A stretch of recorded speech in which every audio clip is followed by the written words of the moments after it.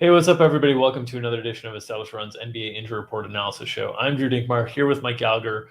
We've got a 9-game slate on tap, tons of back-to-backs as the NBA schedule remains condensed, even as we head towards the finish line. There are officially only 3 weeks left to the NBA regular season. Most teams have like 9 to 11 games left. So we're almost to silly season, Mike. Yeah. Are you ready? It's going to be hectic tonight on the live show. I'm ready. Yeah, I'm excited for a pretty early night, right? No late games tonight too, Yeah. so I always like that. But yeah, had a pretty good weekend. Not probably the least amount of basketball I've watched in a little bit, but feeling pretty good. Gary and we put a used Kia on the Suns. We were there and they won, so it was good. Yeah. That was a good piece of a live betting advice we gave on the Friday show. Tough Yeah, night on Friday on the props, but bounced back yeah. strong yesterday with a lot of plus money winners. Well, we got big news right now. It's already happening. Well, Embiid has been ruled out. Okay, so there we go. We will work on updating projections after the show as poor Mark works through top plays. They're ever changing today. Not surprising that Philadelphia was talking about trying to find a rest spot for Embiid and Harden during the course. I kind of wonder if they just rest them both. Like, why not just give up the game to Miami and kind of move on from things? But I guess let's start there. If Harden does play, he'll have a very, very strong DFS projection. We've seen Harden for many years play without another superstar and being very, very good DFS play. How do you expect Philadelphia to try to replace the monstrous void that is left by the absence of Joel Embiid? It's probably going to be a mixed bag. They definitely trust DeAndre Jordan way too much, so they're probably going to start him. We'll see some George Yang stuff. We'll see a little bit of Paul Reed, probably Charles Bassey. Maybe is he still out for G League? They might call him up. Check that out because he was playing pretty well before they kind of sent him down. He's not listed on the injury report. He's not listed, so he'll be it'll be probably like a 3-man, 4-man wrecking crew to patch it up. And I mean, I don't think I'd want to go there against Bam either way, so probably going to be bad chalk for whoever starts. Yeah, they have a ton of bodies there. Paul Reed, Paul Millsap, Charles Bassey, DeAndre Jordan. There's 4 guys there that could take that role in terms of minutes. So I don't expect anyone to get a overwhelming amount of those minutes. In terms of role, right, like Embiid's got a ton of usage to spread out. So the guys who are most equipped to take on that usage are obviously James Harden, Tobias Harris, and Tyrese Maxey. And all 3 of those guys are going to be underpriced. But the tricky part of this is going to be playing them into a Miami team that's rested, that has Jimmy Butler back tonight, that's very good defensively. So that's going to be one of the trickier things, especially once we see where ownership kind of settles. We'll talk about all those different iterations in terms of groups and how to prepare for it from a game theory perspective on the DFS show tonight. But in terms of this matchup with Miami, which of those primary scorers in the absence of Joel do you think benefits the most? Besides Harden, I think that probably Tobias. We've seen Tobias really take a big hit, so now he should be able to, I guess, kind of tread water. He probably no, they probably put Lowry on him, so I guess he would probably see Jimmy Butler, or no, he would see Tucker. Excuse me. So not a great matchup. So sorry, I wish I thought what just happened just now. But yeah, probably I don't think really anyone like clearly benefits. I think just all of them kind of get equal bumps. Maxey should benefit a little bit too. Yeah, it's a big one though, and obviously we'll have to keep an eye on what they do with Harden as well. Because if I'm them, like unless they're trying to manipulate to avoid the 2, which they might be, like we kind of just talked about this on our Established Run NBA podcast, which will hit the feed later today. But in the Eastern Conference, it's this weird thing where you might want to manipulate yourself out of the 2 seed if you can, to avoid having to potentially face Brooklyn in round 1, and get into facing one of Chicago or Cleveland or Toronto, which is a slightly I shouldn't say slightly, substantially more favorable first round matchup. So it'll be interesting to see if they rest Harden here as well. But Doc did mention wanting to get a game for each of these guys during the course of the next 3 games here. So, all right, let's get into other injuries on the slate, other big questionables. I guess we can talk about the Heat while we're here. Jimmy Butler says he's in. Caleb Martin says he's in too. Gabe Vincent says he's out. How does this impact the Heat's rotations tonight? Yeah, they're pretty close to having full strength. Gabe Vincent wasn't even really in the rotation when they had everyone in there, so I don't think that really affects anything. But yeah, this defense, when they're all out there and they have their usual Lowry, Duncan Robinson, Jimmy Butler, PJ Tucker, Bam lineup, it's one of the best defensive lineups in the NBA. So should be pretty tough sledding for the Sixers. Yeah, Jimmy, this is the third time he sprained this right ankle. I thought it was pretty minor when he tweaked it, so they must feel pretty good about him being close to 100%. He initially played through it and then didn't start the second half. They put Vincent in there. So should be pretty close to full minutes revenge game. So I expect Jimmy to pick up quite a bit of workload. PJ Tucker, we saw his light minutes in the last game, and Eric Spoelstra talked about resting him. And PJ Tucker says he laughs at him whenever he says he wants to sit. So yeah, we should see a lot of Bam. Matchup obviously gets substantially easier now that Embiid's not there. Have to worry about fouls. So yeah, Bam, has actually struggled against Embiid, unlike most centers. But he's in a pretty good spot now. Yeah, and we'll see where the spread ends up. We'll see what from a competitiveness standpoint what this game looks like.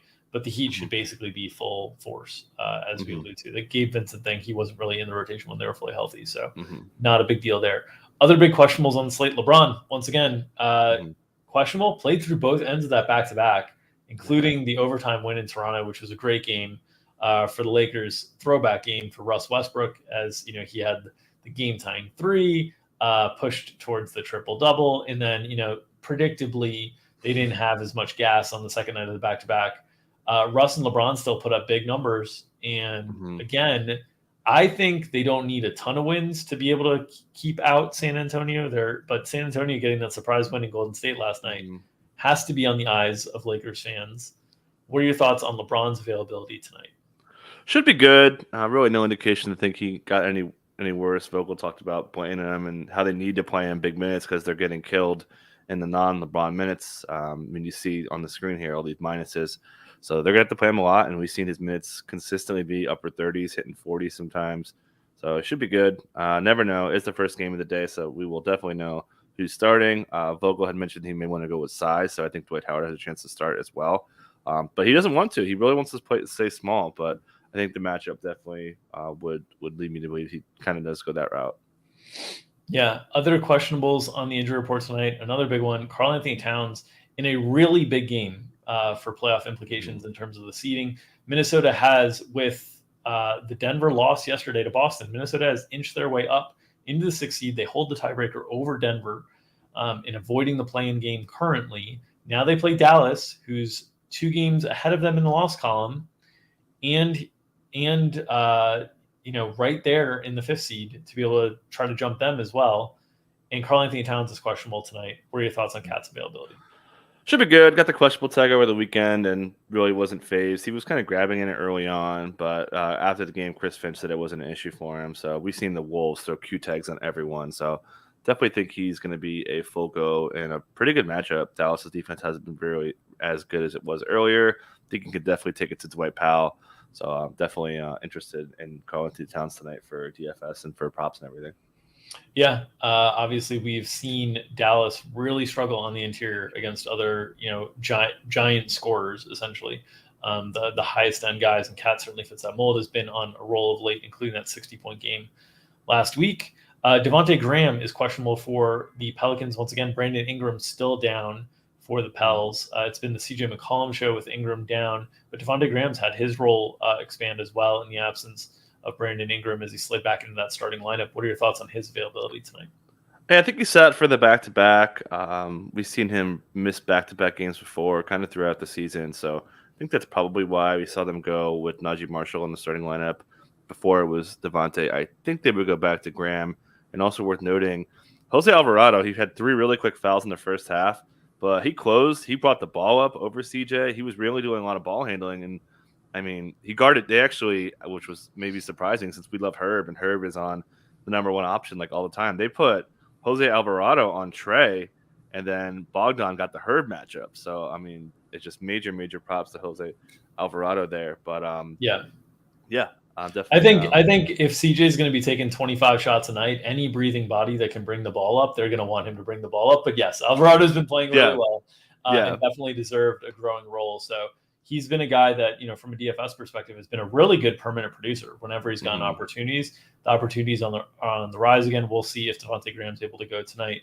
But if not, Jose Alvarado definitely has a chance to continue to grow this role because he's been playing really, really well. Yeah, up-tempo game too, so definitely the Hornets have been playing. Actually, the Hornets offense has been absurd. They're number one offense since the break. They passed the Wolves over the weekend. So, pretty good game environment right away, a lot of pace.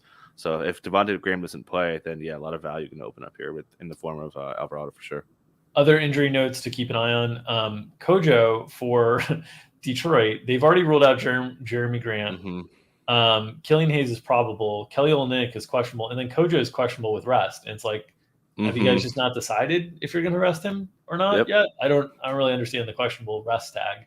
But they're getting the Trailblazers on the second night of back-to-back. The Trailblazers are without Josh Hart. They'll get Justice Winslow back tonight. And we are at Tankathon season, Mike. So what do you think is the approach here for Detroit tonight? Yeah, Dwayne Casey said after the game that they're going to manage guys' minutes to play more second-unit players. So this is why you are going to be looking at this. Oh, I bought a bunch of hiking shoes over the weekend. So this is why I'm getting all these ads up there. But, I think so. I take it as if everyone's out, I think Corey Joseph plays. So, if Olynyk's out, and then who else is the other? I guess it's just him. It's just Olynyk, really. They've already ruled out Jeremy. Yeah, or something's up with Killian, if Killian goes bad. So I think someone's sitting. And again, as I said, they want to keep minutes down. This is a big tank game, man. The Blazers are, since the break, they're last in offense and last in defense. Pretty impressive. So they want to lose this game, man. We saw them rest Jeremy Grant in the Orlando Magic game when Sadiq Bey went ham. They didn't have Cade Cunningham, obviously, in that one. But, I think someone's sitting. So I think Killian Hayes could be an interesting play. Definitely a lot of Cade Cunningham upside against the worst defense in the NBA. So, if Kojo's sitting, there's a lot of really upside that could open up here.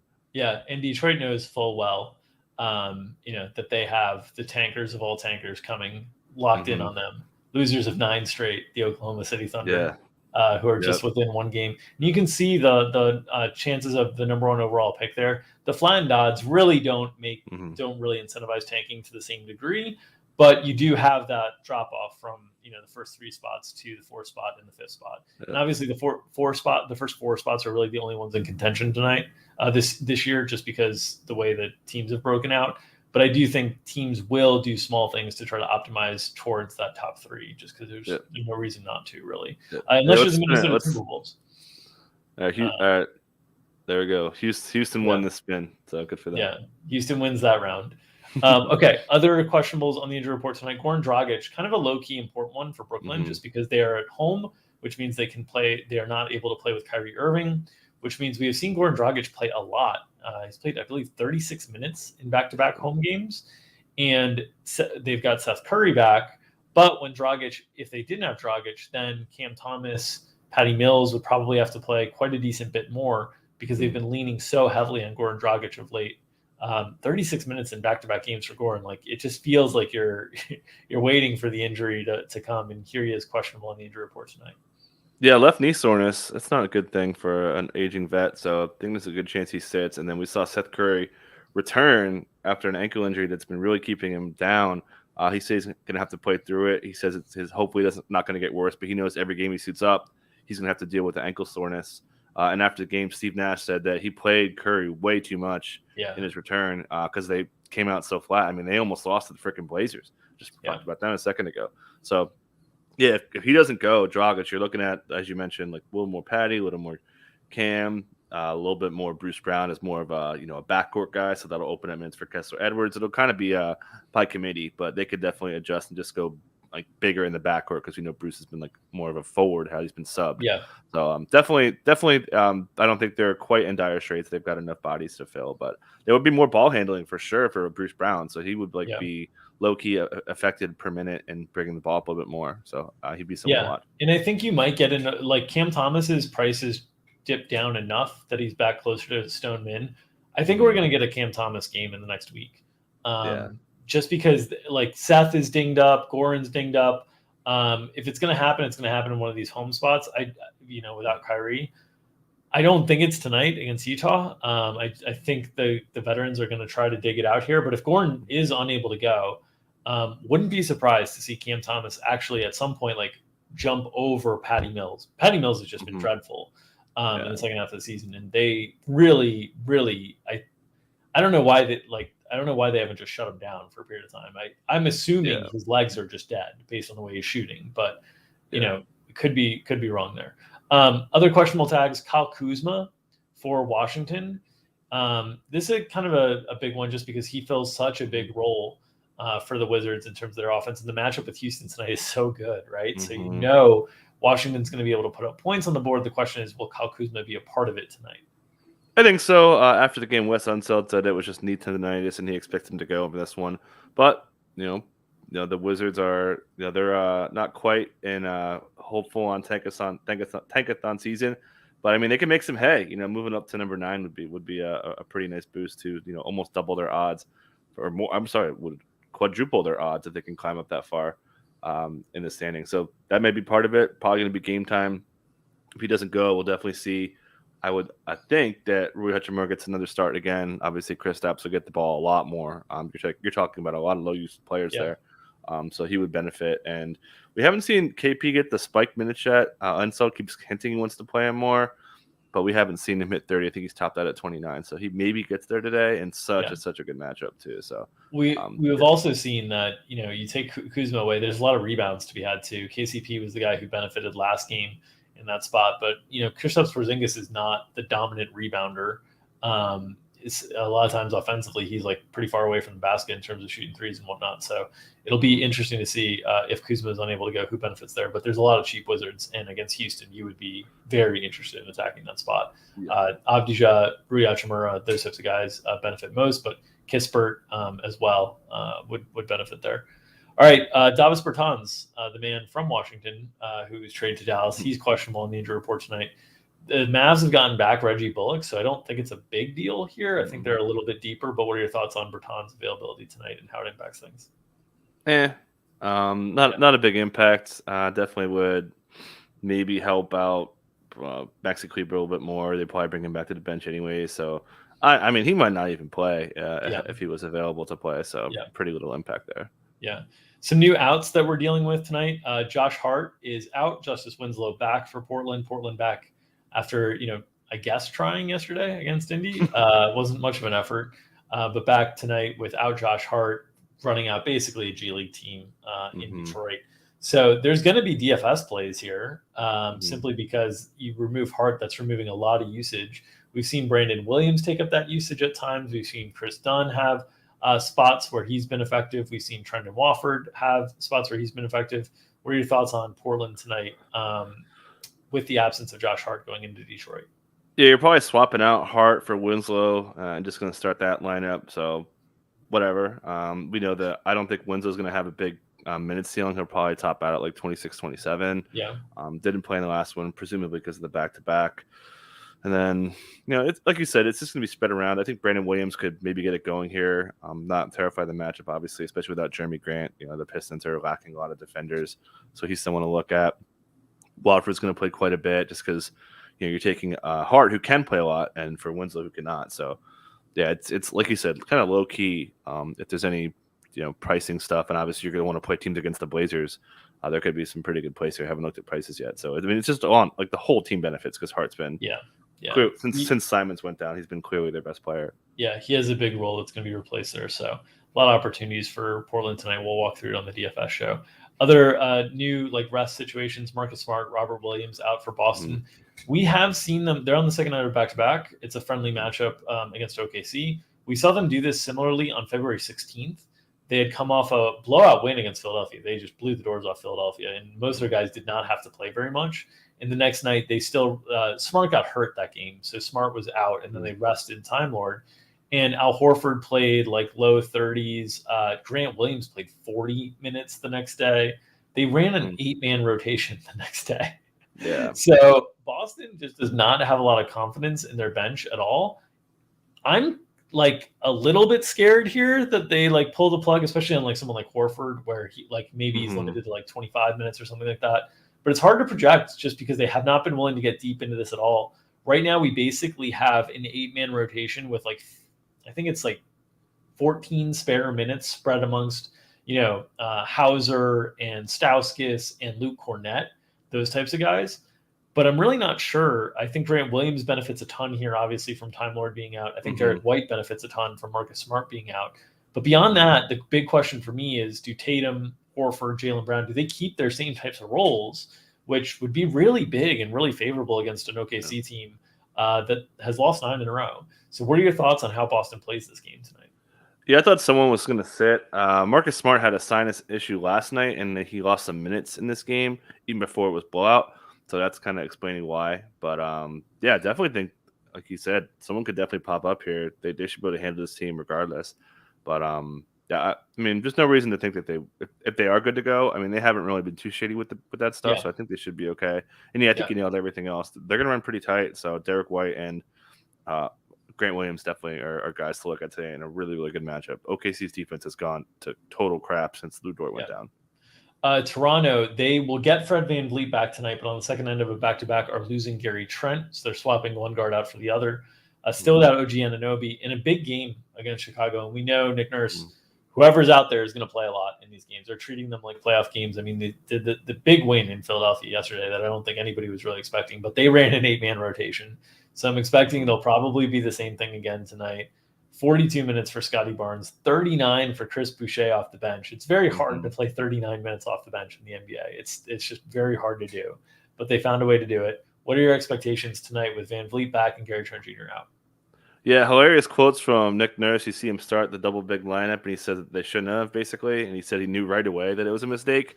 But yeah, shout out to him for trying new stuff. Yeah, VanVleet should be good to go. We've seen him play like 40 minutes since they've been managing him. Was purely back-to-back while he sat the last game out according to Nick Nurse. Definitely interesting, man, for Gary Trent Jr. I was trying to figure out like what's going on here. And they played, if you exclude their, like if you're running out the Barnes, Siakam, and FEV, it's been a lot of the double big with Achua and Boucher. So probably going to start big. They really want the space. Like against Chicago, they're pretty good taking away the 3-point line, but I think if you're going to focus your offense around those three guys, have some spacing and some size to go with Vooch and clog up the lanes for DeRozan, I think it makes a lot of sense. And as we mentioned with the minutes, 39 from him off the bench, that's just a ring endorsement from Nurse, both with actual in the game and then afterwards. He really talked to Boucher, saying and we talked about this pretty much throughout the whole season, that he's been abandoned as a 5 and they're using him as a 4, and now he's open to that again. So Boucher is kind of in the good graces, probably looking at pretty good minutes either way, and he's probably going to start. In that same game, the Bulls will get back Patrick Williams. Would expect it's a heavy minutes limit for Patrick Williams. Would expect that those minutes come from likely Jerry Jones Jr. the most, but could potentially put to a lesser extent the ceiling on guys like Alex Caruso's minutes just a little bit lighter if the Bulls do decide to keep everybody kind of playing, like Derrick Jones Jr. in the rotation and whatnot. And Dosunmu would be, a guy whose ceiling minutes would be impacted as well there. It's not a spot that I'm really looking to attack the Bulls a ton, but I do think this will be played a little bit like a playoff game for Chicago, just because they've really been falling, and this is like their chance to, for the most part, put a nail in the coffin on the play-in game. If they could beat Toronto tonight, they'd have the tiebreaker on Toronto. They'd be up a couple games in the loss column with only like 10 games to play. They'd be in really, really good position. So I think that Billy Donovan's going to play the main guys a ton, and I think Patrick Williams is just going to sub in for airplane mode, but there's a possibility that they end up including both those guys in, and it hurts the ceiling of other guys. Yeah, to phrase it a different way, we've seen Alex Caruso be like almost like a 1 and a 4, and he's been more of like a 4 lately. But now that you got Patrick Williams and you can fill those minutes at the 4, you could maybe lean into him being more of a backcourt guy, which, as you said, could cut Ayo's minutes down a little bit in a matchup that's pretty dangerous with the way he's going to probably have to see FEV. Definitely, I think the studs, the DeMars, the Levines, the Vooches. Vooch has a really good matchup today, I think. Those guys should still get up there, but a lot of these role players, Javonte Green as well, on top of the guys you mentioned, could lose some playing time. And then Alex Caruso's wrist is bothering him, so definitely some downside to his minutes. But they played him, pretty good minutes in the Suns, but he kind of got wrecked by Mr. Devin Booker. Yeah. The other note to keep an eye on for Utah, Trent Forrest and Mike Conley are both back. They were absent over the weekend as Utah kind of rotated, getting a rest spot for Mitchell and a rest spot for Conley. They're playing Brooklyn tonight, and Utah's been playing better of late. Second night of a back-to-back. What are your thoughts on Utah here? Yeah, I think they could still kind of go small here, right? They've got obviously the Durant stuff, but they could play Royce as more of a straight four. So I'm curious to see what they do with like the Wancho minutes, which have been fine. But Yeah. I mean, if you want to play Jordan Clarkson and you want to play, Rudy Gay or whoever else, and you want to play Forrest a little bit, then I think it makes sense to go smaller. So maybe Wancho gets kind of faded out a little bit. I'm probably still going to start. But yeah, obviously Conley's going to start for Nickeil Alexander-Walker. He'll kind of go away entirely. Yeah. But yeah, Mitchell, pretty good matchup for Mitchell against Bruce Brown. I think you can take advantage there, but a little bit of upside coming off him. Even with Forrest coming in, takes a little bit of upside too, because he'll get minutes at the guard spot and take some ball handling away. Would expect, regardless of the way that they start, that Royce O'Neal would get the Kevin Durant matchup. I assume it would not be Wancho, right? For sure. I would be shocked if it's not Royce O'Neal getting Kevin Durant. Yeah, Clarkson, as Morgan in chat points out, Clarkson, another 39 minutes off the bench, candidate, a couple of those over the weekend. So yeah, he went for 2, didn't he? Yeah, because he had 20. Okay, yeah, 35 for this one. Yeah, he's been playing a freaking ton. Yeah. Shout out to Jordan Clarkson for the double cash last Wednesday.